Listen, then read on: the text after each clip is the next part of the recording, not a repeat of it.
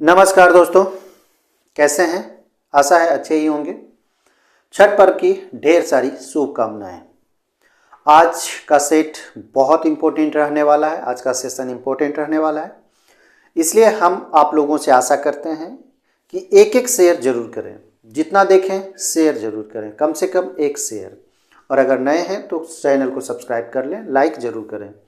चलिए पहले प्रश्न पे हम लोग चलेंगे। पहला प्रश्न कहता है, यह प्रसिद्ध स्थल बिहार में स्थित है, ये बताना है। ठीक है, तो सलीम अली पक्षी अभयारण्य बिहार ये बिहार होता है। ठीक है, तो सलीम अली पक्षी बिहार कहाँ है ये देखना है। तो सलीम अली पक्षी बिहार जम्मू कश्मीर में है। ठीक है, और सलीम अली को द बर्ड मैन बोला जाता है, बर्डमैन भी बोला जाता है। ठीक है, बर्डमैन बोला जाता है सलीम अली को, जम्मू कश्मीर में स्थित है। गोवा में भी इसी तरह का सलीम अली पक्षी अभयारण्य स्थित है। अशोक स्तंभ इसका सही जवाब हो जाएगा। ये बिहार में स्थित है। उदंती पक्षी बिहार की अगर हम लोग बात करें तो मध्य प्रदेश में स्थित है, मध्य प्रदेश में। उसी तरह से अगर हम लोग कामाख्या मंदिर की बात करें तो ये आसाम में स्थित है। ठीक है, असम में स्थित है। तो इस तरह से आपको देखने हर प्रश्न को। चलिए आगे देखेंगे। नंबर दूसरा सवाल। दूसरा कहता है, पुलेला गोपीचंद इस खेल से संबंधित रहे हैं। पुलेला गोपीचंद बैडमिंटन है, फुटबॉल है, हॉकी है और क्रिकेट है। चार ऑप्शन हैं आपके। चार ऑप्शन में से आपका सही जवाब हो जाएगा बैडमिंटन। पुलेला गोपीचंद का नाम बैडमिंटन से जुड़ा हुआ है। वो खिलाड़ी रह चुके हैं, पुराने खिलाड़ी रह चुके हैं, और ये इंपॉर्टेंट प्रश्न है, बार बार परीक्षाओं में पूछे जाते हैं। बुकर पुरस्कार के अगर हम लोग यहाँ पे क्वेश्चन हैं, बुकर पुरस्कार विजेता निम्न में कौन है, तो यहाँ पे देख लेंगे बुकर पुरस्कार विजेता कौन है। मीरा नायर, अरुंधति राय, आशा भोसले, मेनका गांधी। चार ऑप्शंस में से आपका सही जवाब हो जाएगा अरुंधति राय। अरुंधति राय को बुकर पुरस्कार मिला है, मैन बुकर पुरस्कार। इन्हें 1997 ईस्वी में मैन बुकर पुरस्कार से नवाजा गया है। ठीक है, इनकी जो कृति है the God of small things, एक पुस्तक का नाम है the God of small things, small things.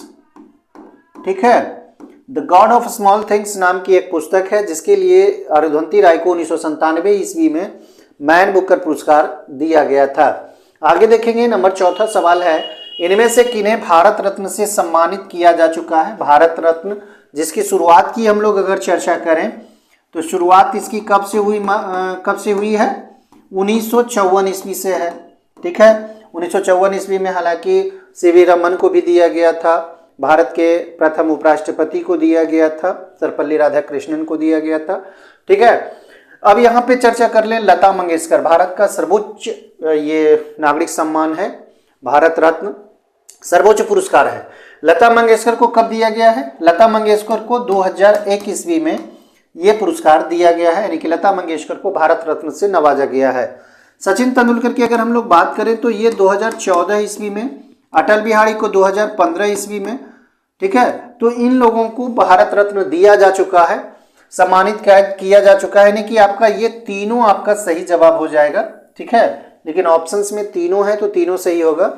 Jagmohan Dalmia ये बीसीसीआई के पूर्व अध्यक्ष रह चुके हैं, तो इन्हें भारत रत्न नहीं दिया गया था। बाकी लता मंगेशकर, सचिन तेंदुलकर, अटल बिहारी वाजपेयी, ये तीनों को भारत रत्न दिया जा चुका है। चलिए, किसने लास्ट सपर को चित्रित किया? लास्ट सपर एक कृति है, एक पेंटिंग है, किसने किया है? Leonardo da Vinci, MF Hussain, Lakshman या फिर कोरिगियो। तो लियोनार्डो दा विंसी इसके चित्रकार हैं।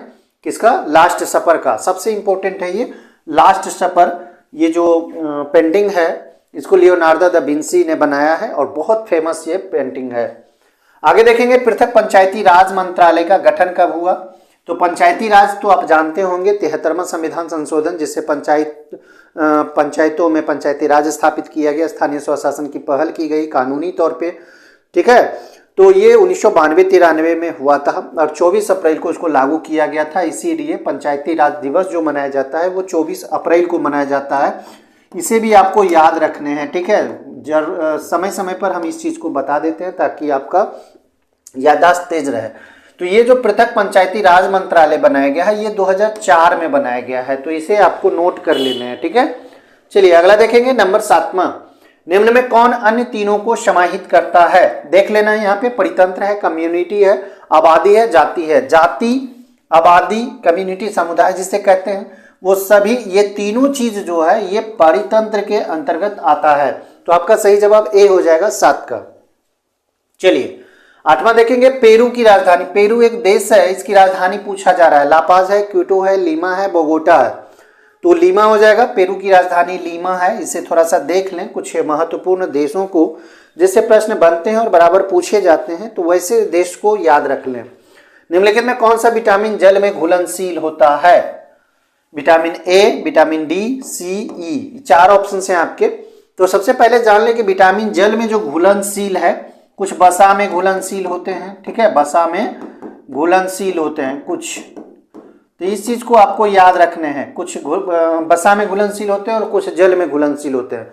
तो जो जल में घुलनशील होते हैं वो बी और सी होते हैं, विटामिन बी और सी, ठीक है। तो विटामिन जल में जो घुलनशील है बी और सी है, इसको आप याद रख लिए। बाकी जो है वो सब वसा में घुलनशील है, बस यही आपको याद रखने हैं, बी और सी। बी और सी जो है वो जल में घुलनशील है, बाकी जो है वो वसा में घुलनशील है, यही तो आपको याद रखने हैं। तो अब यहाँ पे ऑप्शंस में देख लेंगे तो विटामिन सी केवल दिया हुआ है, तो विटामिन सी आपका सही जवाब हो जाएगा। इसको जरूर याद रखें, ये बराबर पूछा जा ही जाता है। पेंसिलिन की खोज किसने की थी? Louis Pasteur, Alexander Fleming, E.I. कोड़ी, जेसी बोस, 4 ऑप्शंस हैं। तो पेंसिलिन की जो खोज की गई है ये अलेक्जेंडर फ्लेमिंग के द्वारा की गई है। पेंसिलिन एंटीबायोटिक है एक तरह का। हड़प्पा सभ्यता संबंधित है। हड़प्पा सभ्यता कांस्य युग से, नवपाषाण युग से, पाषाण युग से, लौह युग से। हड़प्पा सभ्यता जिसे हम लोग सिंधु घाटी सभ्यता के नाम से भी जानते हैं, ठीक है। भारत में ये गुजरात, राजस्थान, कुछ कुछ उत्तर प्रदेश तक आया है, हरियाणा, पंजाब, ये जो क्षेत्र है ये हड़प्पा सभ्यता से संबंधित क्षेत्र हैं। और उधर पाकिस्तान के सिंध प्रांत और भी ढेर सारे प्रांत हैं जो कि हड़प्पा सभ्यता से संबंधित है। तो ये जो हड़प्पा सभ्यता है, खास करके हड़प्पा, मोहनजोदड़ो, ये सारे जो बड़े बड़े नगर हैं ये पाकिस्तान में अब चले गए हैं, लेकिन भारत में भी ढेर सारे, जैसे कालीबंगा है, लोथल है, राखीगढ़ी है, तो ये सारे जो हैं ये भारत में भी है, ठीक है। तो ये हड़प्पा सभ्यता जो है ये कांस्य युगीन, कांस्य से संबंधित, यहाँ जो धातु मिला है कांस्य से संबंधित है, तो इसीलिए इसे कांस्य युगीन कहा जाता है। लोहा से ये लोग अपरिचित थे, तो इसे आपको याद रखने, कांस्य युगीन माना जाता है सिंधु घाटी सभ्यता को, हड़प्पा सभ्यता को। अब यहाँ पे एक पुस्तक है विंग्स ऑफ फायर, इसके लेखक का नाम बताना है। जयप्रकाश नारायण है, डॉक्टर राजेंद्र प्रसाद है, अनुग्रह नारायण सिंह है, या फिर एपीजे अब्दुल कलाम है। 4 ऑप्शन हैं आपके। तो विंग्स ऑफ फायर्स के लेखक है एपीजे अब्दुल कलाम। आसान है लेकिन इंपॉर्टेंट है, इन सारी चीजों को आपको याद रखने। हम कितनी बार बता चुके हैं कि जितने भी स्वतंत्रता संग्राम के दौरान पत्र पत्रिकाएं और पुस्तक छपी थी, प्रकाशित हुई थी, तो उन सारों को याद रखना है जरूर, वो पूछे ही जाते हैं। भाखरा नांगल बांध स्थित है, भारत का सबसे ऊंचा ये बांध है, ठीक है। एक तरह से परियोजना भी है इस पर, रावी नदी पर, सतलज पर, चिनाब पर या फिर गंगा पर। तो भाखरा नांगल बांध स्थित कहाँ है? सतलज नदी पर है, ठीक है। रावी, चिनाब ये सब सतलज की सहायक नदियां हैं। आगे देखेंगे, राजा राम मोहन राय संस्थापक थे। किसके संस्थापक थे ये बताना, आर्य समाज के थे कि ब्रह्म समाज के थे या फिर रामकृष्ण के थे या फिर प्रार्थना समाज के थे। तो चारों ऑप्शंस में से आपको एक चुनना है। तो यहाँ पे हम लोग देखते जाएंगे। आर्य समाज की स्थापना 1875 ईस्वी में की गई थी, ध्यान से देख लें। ब्रह्म समाज की स्थापना 1828 ईस्वी में की गई है, तो इसे भी आपको नोट करते जाना है एक एक करके। रामकृष्ण मिशन की स्थापना की अगर हम लोग चर्चा करें तो यह 1897 ईस्वी में की गई है। उसी तरह से प्रार्थना समाज की स्थापना की अगर बात करें तो ये 1867 ईस्वी में इसकी स्थापना की गई है। अब ये चारों को किसने संस्थापित किया तो ये भी देखना है। आर्य समाज की अगर हम लोग यहाँ पे बात करें तो दयानंद सरस्वती के द्वारा इसकी स्थापना की गई है, दयानंद सरस्वती। एक एक पॉइंट को आपको नोट करते जाना है, बहुत इंपॉर्टेंट ये चारों रहने वाला आपके लिए। अब यहाँ पे ब्रह्म समाज की स्थापना की बात कर लें तो ये राजा राम मोहन राय हैं। राजा राम मोहन राय इसके संस्थापक हैं, ठीक है। राजा की उपाधि कौन दिया था? अकबर द्वितीय ने राजा राम मोहन राय को ये उपाधि दिया था। उसके बाद देखेंगे रामकृष्ण मिशन जो कि 1897 ईस्वी में स्थापित किया गया था। ये विवेकानंद इसकी स्थापना किए थे। विवेकानंद, स्वामी विवेकानंद इन्हें कहा जाता है। प्रार्थना समाज के 1867 ईस्वी में जो स्थापना की गई है, इसके संस्थापक की अगर हम लोग बात करें तो ये आत्माराम पांडुरंग थे। ठीक है, आत्माराम पांडुरंग थे, तो इसको भी आपको नोट कर लेना है। तो 4 ऑप्शंस में से आपका सही जवाब जो होगा ये ब्रह्म समाज हो जाएगा। राजा राम मोहन राय ब्रह्म समाज के संस्थापक थे। 1828 ईस्वी में इसकी स्थापना की गई थी। चारों को नोट कर लीजिए, बहुत इंपॉर्टेंट रहने वाला है। चलिए 15 देखेंगे, ऊर्जा उत्पादन के लिए कोशिका प्राय किसका उपयोग करती है? अमीनो एसिड का, या फिर ग्लूकोज का, फैटी एसिड जिसे वसा अम्ल भी कहते हैं, सुक्रोज का। तो ये 4 ऑप्शंस में से आपका सही जवाब रहने वाला है ग्लूकोज। ठीक है, ऊर्जा उत्पादन के लिए कोशिका प्राय ग्लूकोज का प्रयोग करता है। चलिए, किस अभिक्रिया द्वारा पौधों में ऑक्सीजन, ध्यान से देखें, बाहरी वातावरण से कोशिकाओं में पहुंचता है, बाहरी वातावरण से पहुंचता है? किण्वन, विसरण, दहन या प्रकाश संश्लेषण? तो इसका सही जवाब हो जाएगा विसरण। विसरण विधि के द्वारा पौधों में जो ऑक्सीजन की प्रक्रिया होती है कोशिकाओं में पहुंचता है। चलिए अगला नंबर सवाल देखिए, guilty man of Indian partition. ध्यान से देखें, guilty man of Indian partition पुस्तक किसने लिखी है? जवाहरलाल नेहरू, अबुल कलाम आजाद या फिर सरोजनी नायडू? 4 ऑप्शन हैं आपके।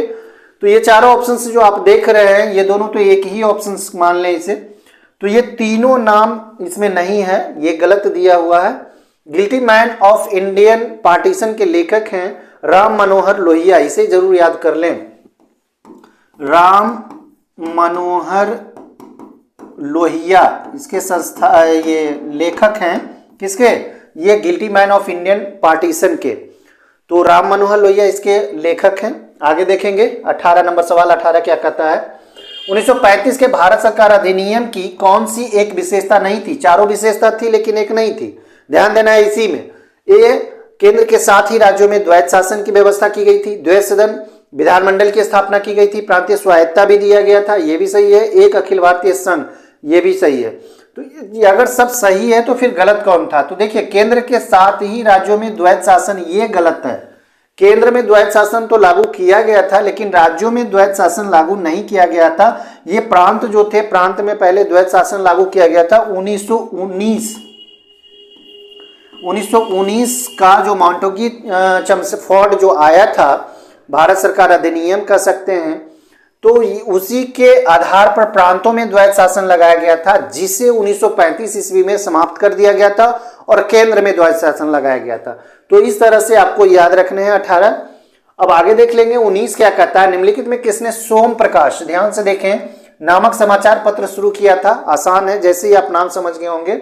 दयानंद सरस्वती, ईश्वरचंद्र विद्यासागर, राम मनोहर राय, इनमें से कोई नहीं। तो इसका सही जवाब ईश्वरचंद्र विद्यासागर के द्वारा यह सोम प्रकाश नामक समाचार पत्र शुरू किया गया था। आगे देखेंगे, क्वेश्चन है, गोदान और गबन दोनों एक ही लेखक की रचनाएं हैं, उनका नाम क्या है? रविंद्रनाथ टैगोर, मुंशी प्रेमचंद, कालिदास, निराला। तो 4 ऑप्शन से हैं। तो गोदान और गबन किनकी रचना है? ये मुंशी प्रेमचंद की रचना है। मुंशी प्रेमचंद की रचना गोदान और गबन है। एक एक क्वेश्चंस आपके लिए इंपॉर्टेंट है, आपकी जो परीक्षा होने वाली है एकदम सटीक प्रश्न उठाया गया है, सभी प्रश्न एक पर एक है।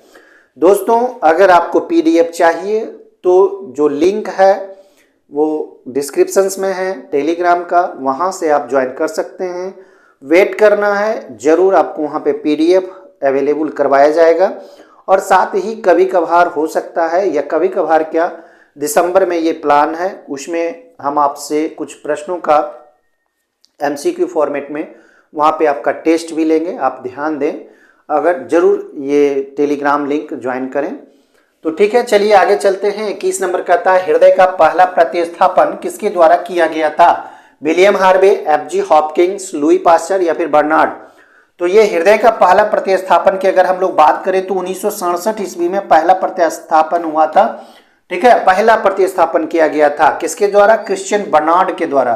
तो इसका सही जवाब बर्नार्ड हो जाएगा। इन्हें क्रिश्चियन भी बोला जाता है, क्रिश्चियन बर्नार्ड ही इनका नाम है। 1967 ईस्वी में इनके द्वारा पहला हृदय का प्रतिस्थापन किया गया था। 22 देखें, स्टेथोस्कोप का आविष्कारक का नाम बताना है, किसने किया था ये बताना है, जेनर, लेनेक, सेबिन या फिर पास्चर? तो लेनेक इसका सही जवाब हो जाएगा। स्टेथोस्कोप का आविष्कार लेनेक ने किया था। अब आगे देखेंगे 23 नंबर।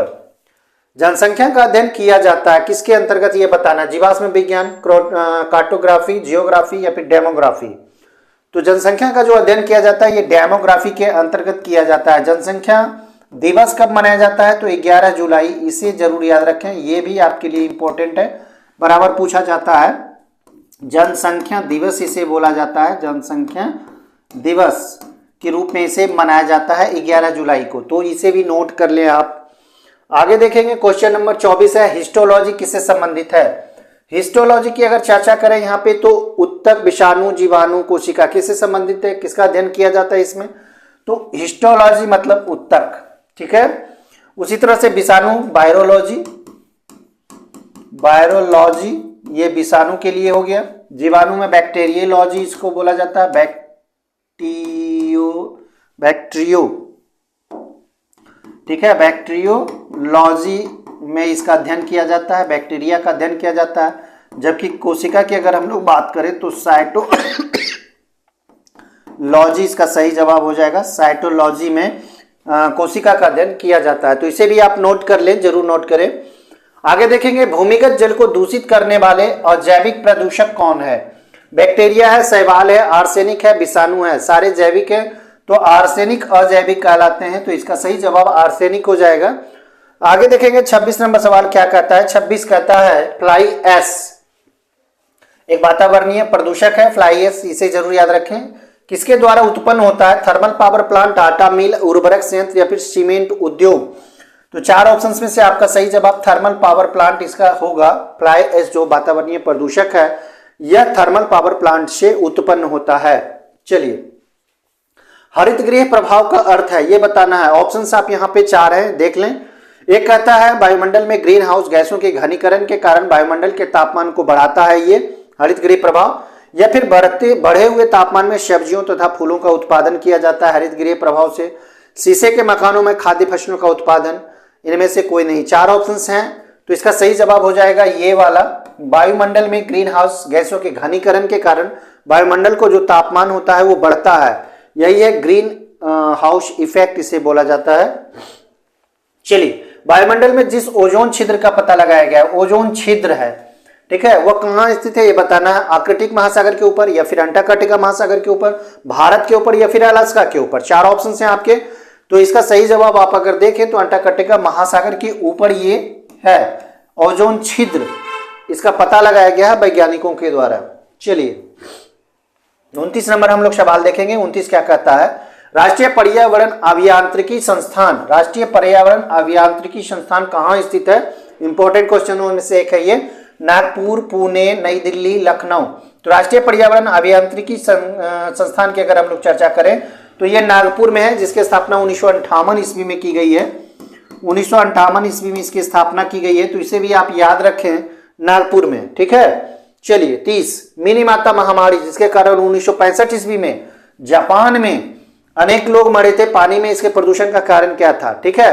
तो पानी में किसकी अधिकता के कारण ये मिनीमाता रोग हो जाता है, सीसा, पारद, फ्लोराइड या फिर डीडीटी। तो इसका सही जवाब हो जाएगा पारा, जिसे हम लोग पारा के नाम से जानते हैं, ठीक है।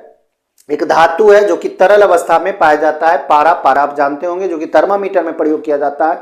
और एक क्वेश्चन यहाँ पे बनता है कि तरल धातु का नाम बताना है, तरल धातु का नाम। तो तरल धातु कौन होता है, ये पारा होता है, तो इसे जरूर आप याद रखें, जो कि थर्मामीटर में भी प्रयोग किया जाता है।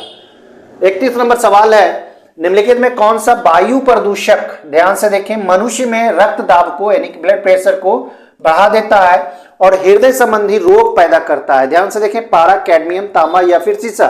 तो 4 ऑप्शंस में से आपका सही जवाब कैडमियम हो जाएगा। कैडमियम एक वायु प्रदूषक है और यह ब्लड प्रेशर को बढ़ाता है, हृदय संबंधी रोग भी इसी से होता है, ब्लड प्रेशर के कारण होता है। डायनेमो का जो कार्य है किसके सिद्धांत पर यह काम करता है ये बताना है। क्वेश्चंस देखिए, पूछने का तरीका हो सकता है अलग अलग भी हो, इसलिए क्वेश्चंस को ध्यान से देखें और 1 2 3 4 बार भी अगर क्वेश्चंस रिपीट हो रहे हैं तो उस पर ना जाएं। ध्यान दें कि क्वेश्चंस पूछने का तरीका हो सकता है चेंज हुआ है, लेकिन आप जरूर देखें इस तरह के, स्किप ना करें। स्किप करने से आपको ये सारे क्वेश्चंस गलत हो सकते हैं, ओवर कॉन्फिडेंस में ना रहें। तो डायनेमो का जो कार्य करने का सिद्धांत है, ताप विद्युत प्रभाव, विद्युत चुंबकीय प्रभाव, ऊर्जा संरक्षण या फिर ये सभी, तो ये जो सिद्धांत है डायनेमो का, ये विद्युत चुंबकीय प्रभाव के सिद्धांत पर काम करता है। ठीक है, चलिए 33, लेंज का नियम है, क्या है? द्रव्यमान संरक्षण, संवेग संरक्षण, ऊर्जा संरक्षण, इनमें से कोई नहीं। आसान है, लेंज का नियम ऊर्जा संरक्षण से संबंधित है। ठीक है, आप जानते होंगे, तैयारी आपकी यहां तक तो जरूर हो गई होगी। जब साबुन का बुलबुला आवेशित किया जाता है तब क्या होता है ये बताना। जो बुलबुला होता है, साबुन का बुलबुला जो होता है वो सिकुड़ता है, फैलता है, कोई प्रभाव नहीं होगा। आवेशित मतलब उसको चार्ज किया जाता है तो जब फैलता है, ठीक है, आवेश उसमें जब दिया जाएगा तो वो क्या होगा? फैलेगा। चलिए, विद्युत मरकरी लैंप में रहता है, विद्युत मरकरी लैंप में रहता है। ध्यान से देखें, कम दाब पर पारा, अधिक दाब पर पारा या फिर नियोन और पारा, इनमें से कोई नहीं।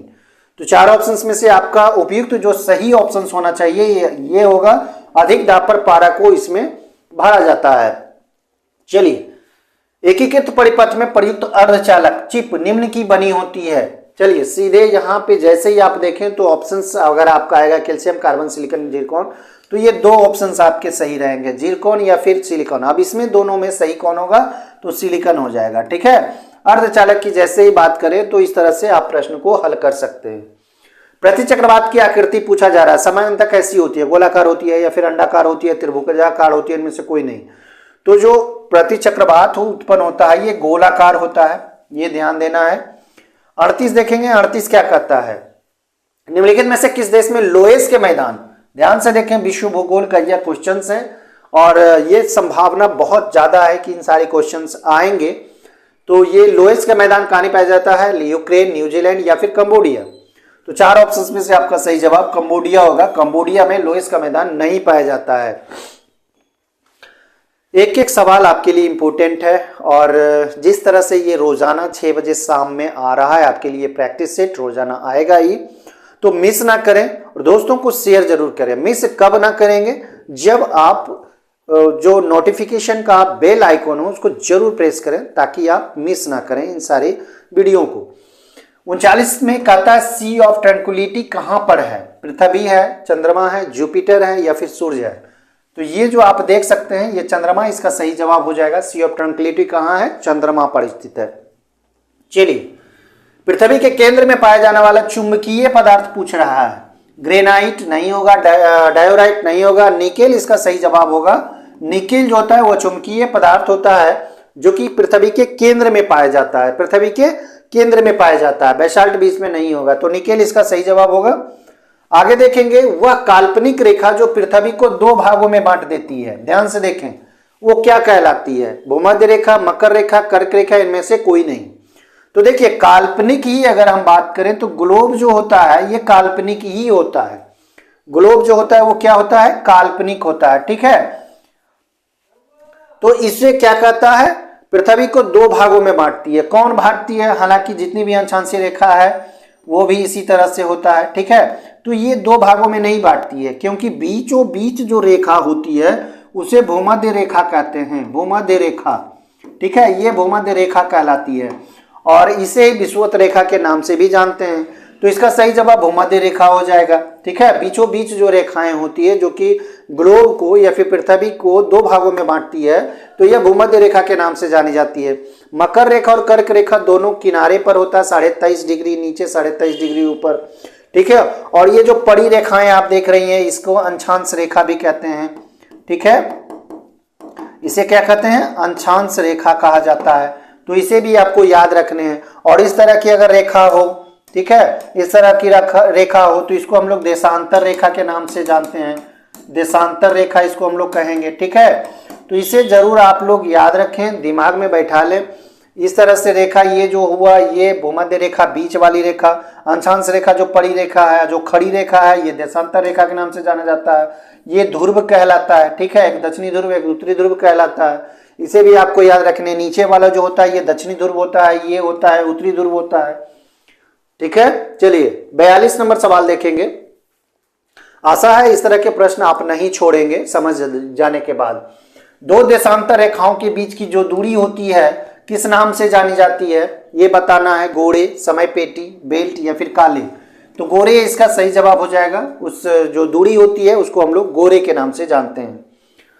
पृथ्वी के उत्तरी ध्रुव एवं दक्षिणी ध्रुव को मिलाने वाली रेखा क्या कहलाती है? अक्षांश रेखा, अंतर्राष्ट्रीय रेखा, मिलन रेखा, देशांतर रेखा। अभी हमने बताया था कि जो ग्लोब है, ये ध्रुव है, ये भी ध्रुव है, ये उत्तरी ध्रुव है, ये दक्षिणी ध्रुव है, तो इसे जो रेखा मिला रही है इसे हम किस नाम से जानते हैं? अभी हमने बताया था ये देशांतर रेखा है। क्या है? देशांतर रेखा है। तो इसका सही जवाब देशांतर रेखा हो जाएगा। ठीक है, उत्तरी ध्रुव को दक्षिणी ध्रुव से यह मिलाती है। निम्नलिखित में किस महाद्वीप को मानव घर कहा जाता है? एशिया, अफ्रीका, यूरोप या फिर ऑस्ट्रेलिया? तो मानव घर कहा जाता है एशिया को। क्यों? क्योंकि सर्वाधिक जनसंख्या निवास करती है एशिया में। प्रथम विश्व युद्ध के दौरान भारत में लोकप्रिय होने वाला आंदोलन था। तो देखिए, ध्यान से देखें, प्रथम विश्व युद्ध का जो कार्यकाल था ये कब से कब तक था? 1914 से लेकर 18 तक था। 18-19 मान सकते हैं, लेकिन 18। तो इस पीरियड में कौन सा आंदोलन यहाँ पे हुआ था? अलगाववादी था या फिर स्वदेशी एवं बहिष्कार था या होम रूल था? तो जाहिर सी बात है, आप जानते होंगे ये जो आंदोलन चला था ये होम रूल आंदोलन था। 1916 ईस्वी में ये चलाया गया था। तो यही इसका सही जवाब उपयुक्त तो होगा। होम रूल आंदोलन की जो शुरुआत की गई थी ये बाल गंगाधर तिलक के द्वारा की गई थी।